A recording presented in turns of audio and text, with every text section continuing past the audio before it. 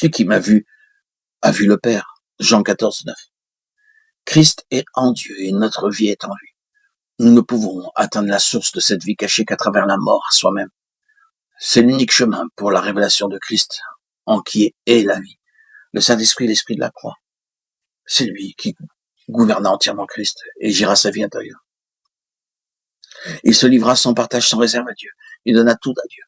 Il ne garda le contrôle d'aucune frontière en lui. Il vécut pour le Père, dans le Père, par l'Esprit. Je vis par le Père, Jean 6, 57. Et jamais Christ n'eut une seule pensée ou regard pour lui-même, en se tournant vers son âme pure, sainte et sans péché. Il vécut intérieurement séparé de lui-même, en sa personne.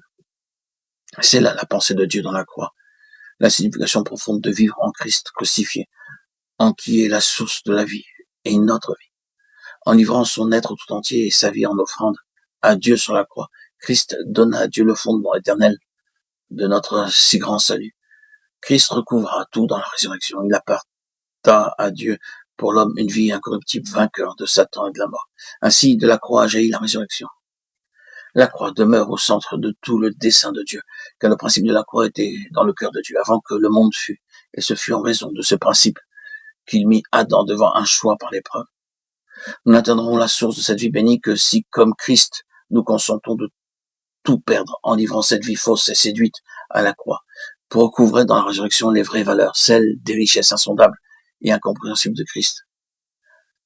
Atteindre la source de la vie demande notre jabok, pour que cette vie naturelle soit mise de côté entièrement et que nous soyons sur la nouvelle base, celle de sa vie de résurrection par laquelle Christ se révèle en nous par le Saint-Esprit.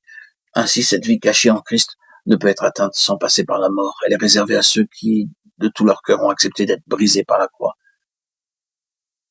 Nous ne pouvons l'atteindre par nous-mêmes.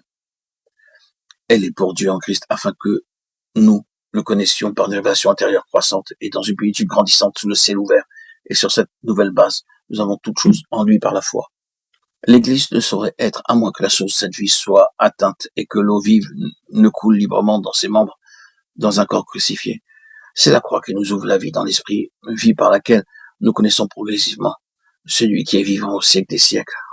Nous entrons par sa vie qui nous instruit de lui, dans la compréhension du mystère caché de tout temps en Dieu. Christ en nous, béni éternellement. Colossiens 1, 27. Nous n'avons qu'une faculté en nous qui nous permette d'accéder à cette connaissance, bien que nous puissions croire que nous sommes avancés dans ce domaine. Mais de suite, Dieu nous arrête par cet absolu. Personne non plus ne connaît le Père, si ce n'est le Fils, et celui à qui le Fils veut le révéler. Matthieu 11, 27. Toute connaissance vraie, vivante, transformatrice de Dieu est en Christ, et ceci demande une œuvre telle que nous puissions témoigner. Il a plu à Dieu de révéler en moi son Fils. Galates 1, 15, 16.